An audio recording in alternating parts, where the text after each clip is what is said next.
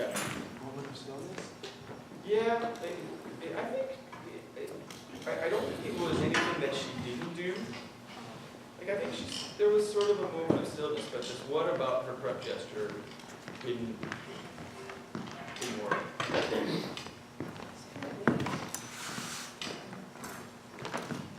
Yeah. It just, for me, there wasn't enough energy in it to really convince everybody that it's time to start.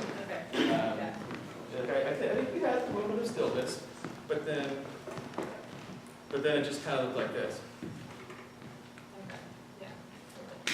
Yeah, and they, especially when there's breathing involved, that prep needs to inspire them into action. So I would say more speed, more energy, and a more solid kind of break, so that the baton, so just more energy at the beginning. Otherwise,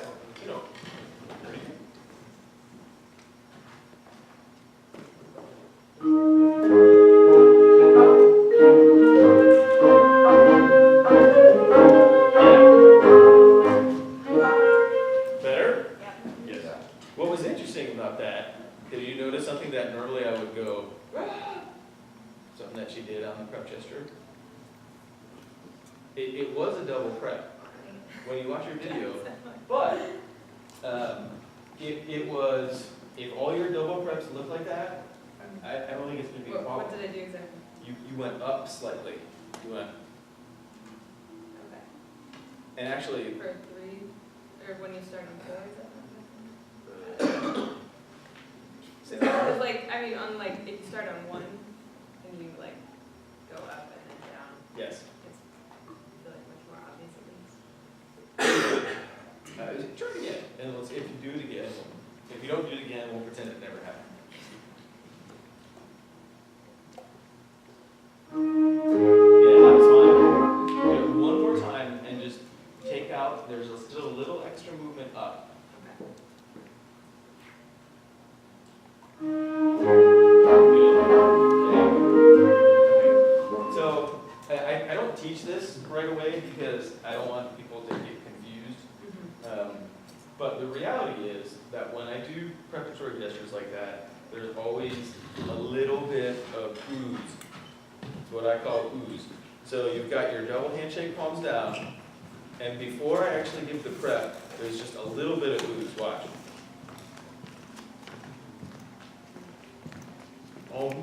Instead of totally still. There's just a little bit of ooze. It's real subtle, and I think a lot of people just do it naturally, which is why I don't say you must ooze. Okay?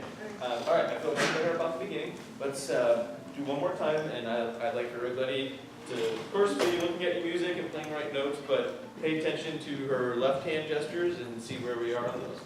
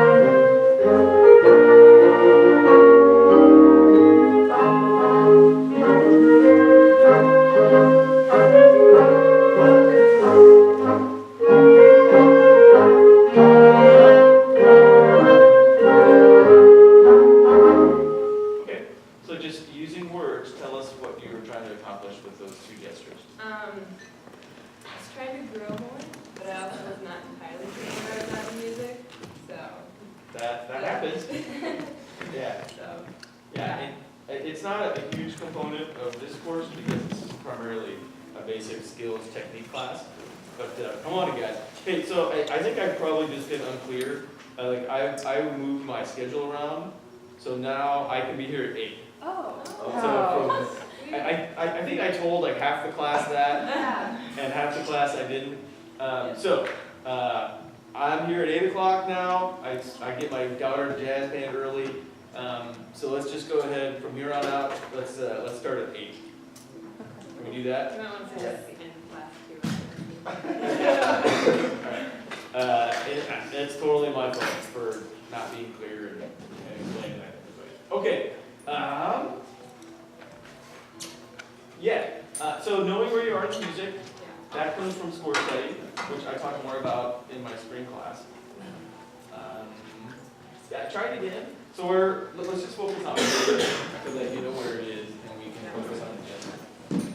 This one? Okay.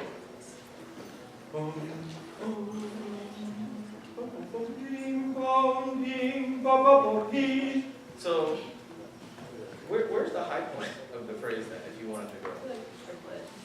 Okay. That's one interpretation. Where else could the high point be? Yeah.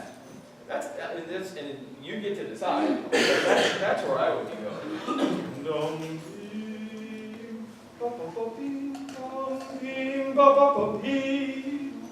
And then you come back, right? So, when you're doing that gesture, the reason I asked the question about where's the high point is because it gives us an anchor and it gives us a point to shoot for on our gesture.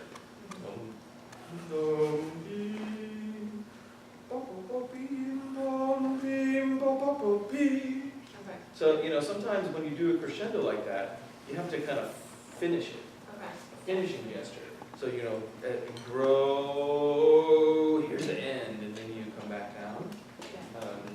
Try that to see if you can execute that. So don't use up all your space right away. Try it.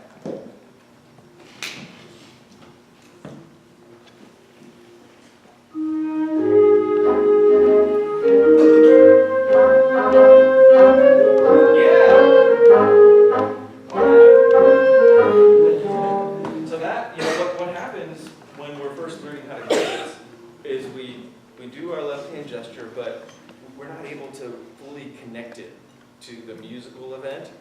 So finding a way to really connect what you're doing to what's happening musically, then it becomes more meaningful. Otherwise, it's just,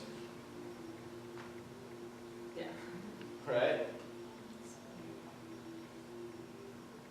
Makes a big difference. Okay. All right. I think we got to go on to the next.